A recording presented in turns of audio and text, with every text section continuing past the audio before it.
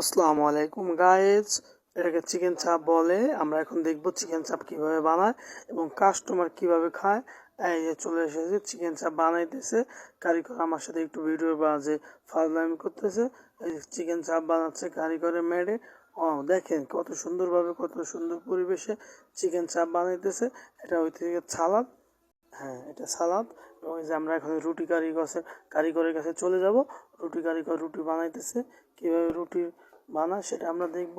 একটা হলো রুটির খামি, এবং এই বাবা রে বাবা, কি আগুন! এর ভিতরে রুটি হয়, স্পেশাল রুটি, বিভিন্ন রকম দামের রুটি আছে। এটা হলো ভাত খাইতেছে, দেখেন কাঁচা মরিচ দিয়া ভাত খাইতেছে, সালাদ খানা। কি বলদ দেখেন। আর এটা হলো গরুর মাংস, খাসির মাংস, এখানে হাঁসের মাংস, মাছ ইত্যাদি। এবং এরা এই যে নতুন একটা অর্ডার নিলাম, নেওয়ার পরে এই যে ভাইরা খাইতেছে দেখেন। হ্যাঁ হ্যাঁ হ্যাঁ, কয়দিন খানা মনে হয় না খেয়ে আছে ভাই, কেমনে খায় দেন, খালি ধরে খায়, সেই মজা তো, সেই সুস্বাদু। ও কি মজা ভাই! যে কে একবার খেয়েছে সে বারে বারে খায়।